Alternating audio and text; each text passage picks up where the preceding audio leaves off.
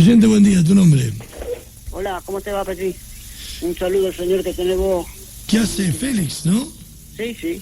¿Cómo te va, Félix? Pero muy bien, 10 felicitado. Ah, bueno. ¿Y qué querés? No trabajo, no le pago a nadie, no hago nada.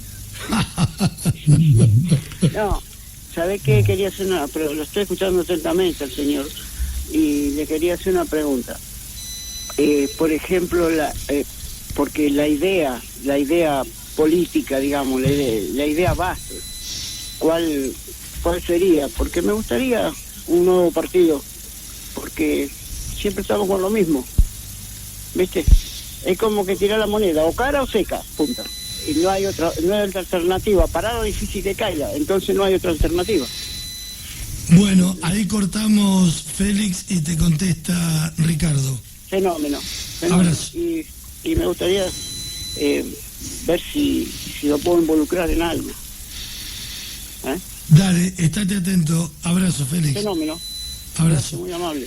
¿Entendiste la pregunta, Ricardo? Sí, mirá, el liberalismo es, por empezar, es una de las dos corrientes políticas mundiales a las que tienden en general. O sea, el mundo es, había una frase de Jacques Rueff que decían, sean liberales o sean socialistas, pero no sean hipócritas. La realidad es que todos los partidos aportan a uno de esos dos sistemas, o al liberal o al socialista. En el liberalismo lo que apuntamos es a la defensa irrestricta de los derechos básicos, que son a la vida, a la libertad y la propiedad. Y en ese orden, de algún modo, porque lo que hay que defender es básicamente la vida, porque si no tenés vida no hay posibilidades de discutir la libertad o la propiedad. Y si no tenés libertad, la discusión sobre la propiedad pasa a ser en abstracto. Entonces, son esos tres principios básicos. Y aparte, porque la defensa de esos tres derechos implican que vos no tenés que avanzar sobre derechos del prójimo. ¿Se entiende? Porque el concepto es que la defensa de esos tres derechos y el respeto absoluto por el proyecto personal de cada uno. Nosotros entendemos que nadie, ni las personas, ni el Estado tienen imposibilidad de impedirle a cada uno hacer el proyecto de vida que quiera. Por supuesto, siempre que no pase por encima de los derechos del prójimo.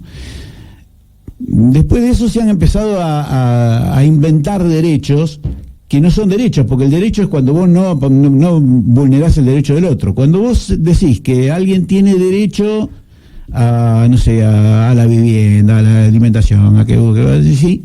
No, a ver, una cosa es el derecho, digamos, todos tenemos derecho, por ejemplo, a organizar un asado para 100.000 personas, ¿sí? El derecho, eso no quiere decir que el Estado lo tenga que pagar. Por lo tanto, todos tenemos derecho, ¿sí?, a la vivienda, a todo lo que vos quieras, podés establecer todos los derechos que quieras, pero eso no quiere decir que el Estado tenga que pagarlos. Lo que tiene que hacer es asegurarte que nadie te impida ejercerlo. ¿Se entiende? Que son dos cosas muy diferentes. Cuando el Estado pretende garantizar los derechos positivos, o sea, a la vivienda, ese tipo de cosas, lo que termina haciendo es sacándole a un tercero para darle a esa persona. Y eso, de algún modo, lo que se dibuja como justicia social. Y si hay algo que no es justicia, es la cosa. Cuando la justicia se inventa, la justicia social deja de ser justicia. Justicia es darle a cada uno lo que corresponde. La justicia social es que un político decide qué darle a cada uno, sacándole al otro lo que le corresponde. Entonces es deformar totalmente la política. Esto no quita que digamos, a lo que aspiramos nosotros es que toda la población pueda solventarse con sus propios ingresos, pueda tomar las decisiones que se le ocurran, pueda orientar su vida como quiera, y que cuando circunstancialmente algunas personas caen en una situación difícil, el Estado pueda solventarlas por un tiempo limitado, ¿sí? O sea, usted tuvo una complicación, tuvo un accidente, lo echaron del trabajo, bueno, le vamos a dar un dinero para que usted no se muera, para que subsistan, para que vivan, pero vea cómo hace para ganarse la vida como todo el mundo. ¿Se entiende? Porque si no, implica que hay un tercero que se está ganando la vida como todo el mundo y termina pagando para solventar al que no se gana la vida como todo el mundo, digamos. Claro, hay una explicación simple, ¿no? El Estado es el administrador de todos los bienes, ¿no? El que administra esta economía. Entonces, para que el Estado te pueda entregar algo, a título que sea, subsidio, lo que fuere, tiene que haber alguien que trabajó para pagar un impuesto para que ese Estado tenga ese dinero. Uh-huh. Porque cuando el Estado distribuye, por eso te decía que en una economía que está cerrada por una pandemia y el ministro de Economía está diciendo que los recursos son muy limitados, otorgar un aumento de sueldo a toda la clase política es como decirnos a cada uno de nosotros: no nos interesa, ustedes me está tomando el pelo, arréglense con la bolsa de alimento que le voy a dar. Sí. Porque, o sea, porque no va a haber trabajo, porque la pandemia tiene la culpa, pero a fin de mes estos responsables de la administración van a tener todo el dinero.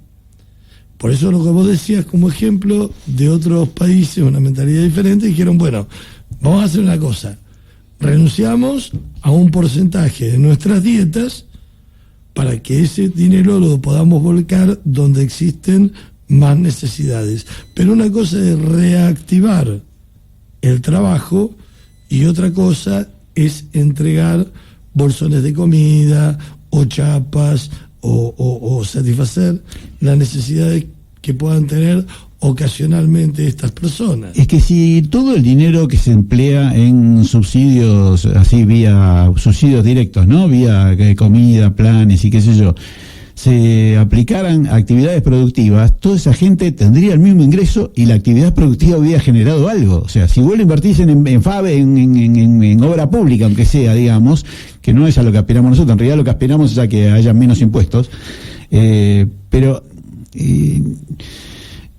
o sea, lo increíble, en realidad lo increíble de los gobiernos actuales con una orientación claramente socialista, digamos, porque ese es el concepto, ¿no? Lo dibujen como lo dibujen, es que pareciera, pero hasta hay que enseñarle cómo hacer socialismo.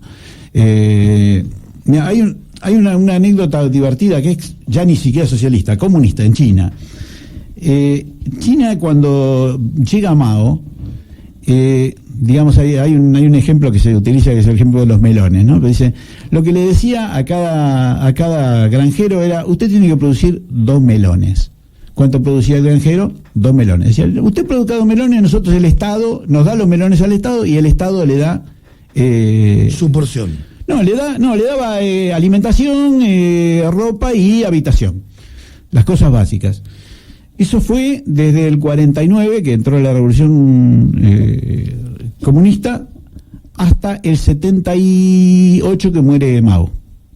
En realidad no, Mao muere en el 76, creo.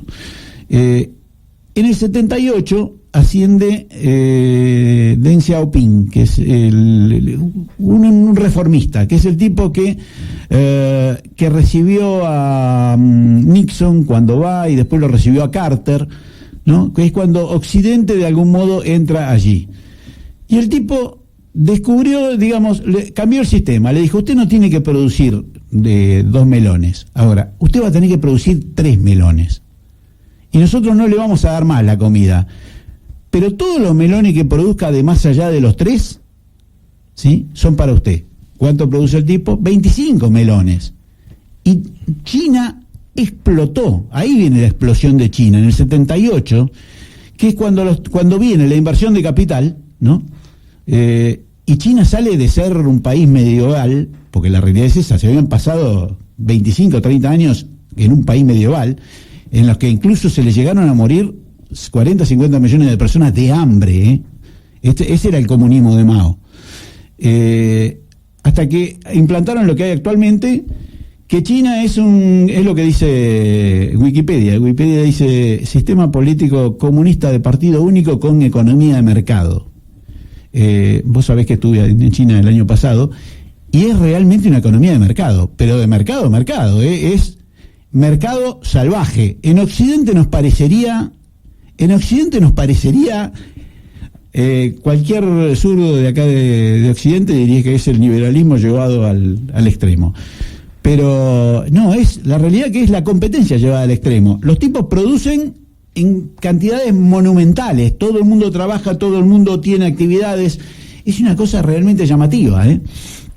Y las relaciones se rigen por el mercado, absolutamente. Mira. Se rige por el mercado, te cuento todo, hasta el ingreso a la universidad. La universidad se paga y hay cupos de ingreso y tenés que dar examen de ingreso. Eso es un país comunista. O sea, a estos muchachos hay que enseñarle cómo se hace para ser comunista incluso. Hasta los comunistas cambiaron, ¿se entiende? O sea, China es lo que es, no por el comunismo, es a pesar del comunismo.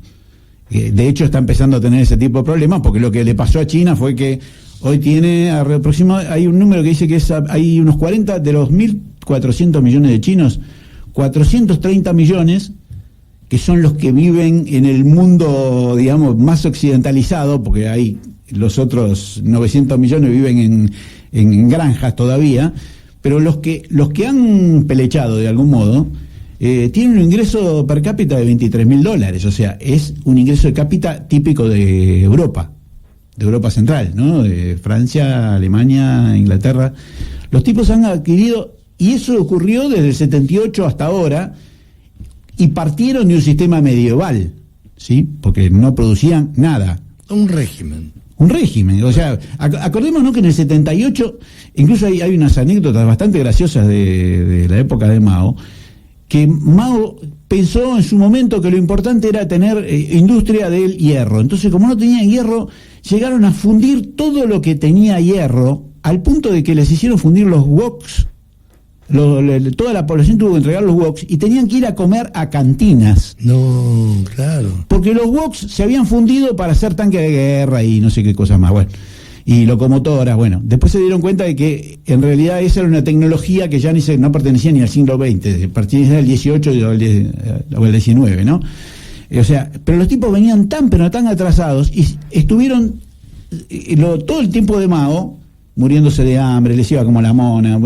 Hay cientos de anécdotas graciosas.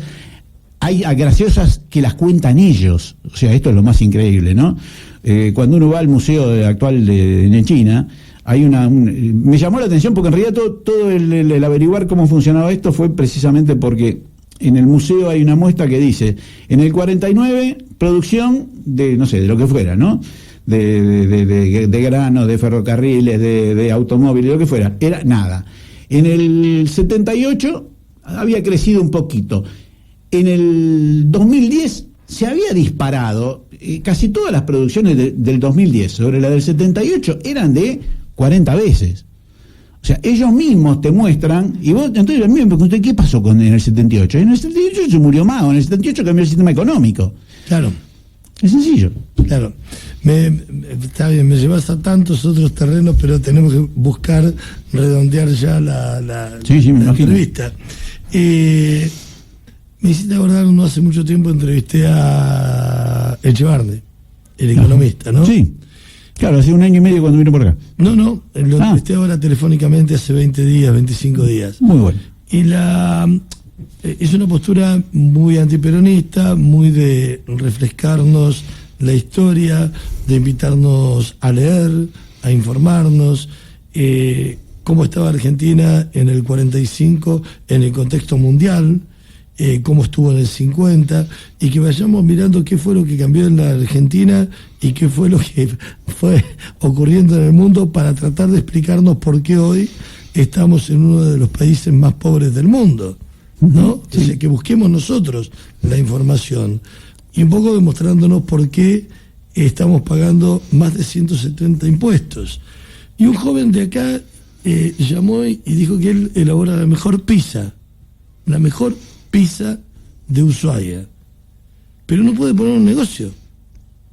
La energía es más cara, el agua es más cara, el local comercial ni hablar. O sea, pagás servicios más caros, local comercial más caro, y después empezás a pagar los impuestos. Entonces no puede pensar en un ayudante, no puede pensar en aumentar su producción. Entonces me dice, si aumenta su producción, se funde. Tiene que estar produciendo poquitas pizzas, vendiéndolas entre sus amigos, y de esa forma el negocio es rentable. Qué ejemplo, ¿no? Sí. De cómo la carga impositiva nos destruye. ¿Cómo se puede contactar la gente para ir conociendo estas ideas que tienen que ver con eso, ¿no? Porque si vos querés administrar, caigo en lo que dice Merkel. No quiero un administrador que venga a contarme cómo me dejó el país el que se fue.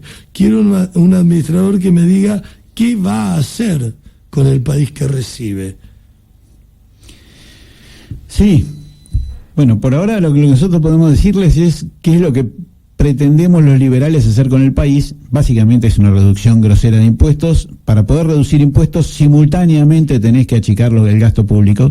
Y achicar el gasto público es fácil. Hay un lugar por donde se puede achicar fácil, que es empecemos por los sueldos en realidad yo diría por la reducción violenta de cargos políticos, porque es absolutamente innecesario. No es dejar de trabajar al empleado público. El empleado público... No, el empleo público es empleado. Estamos hablando de los cargos políticos. Probablemente también hay muchos empleados al divino botón, y bueno, se irán reduciendo a medida que se vayan jubilando, no reponerlos, eso es sencillo.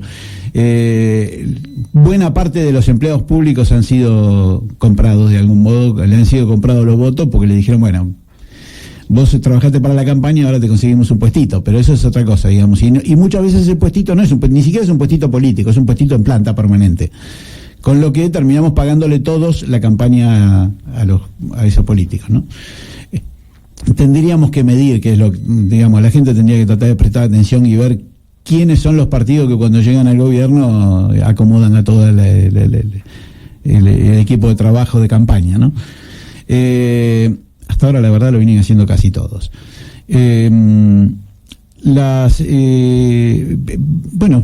Básicamente los liberales lo que planteamos es eso, y la reducción cuando se reducen impuestos queda dinero de los particulares que lo van a invertir en gastos, en compra de bienes y en inversiones para la producción. Y cuando vos invertís para la producción, sobre todo si los impuestos son bajos, vas a empezar a generar puestos de trabajo. Esto es la base o sea, no estamos contando un cuento raro, estamos contando lo que pasa en el 95% del mundo.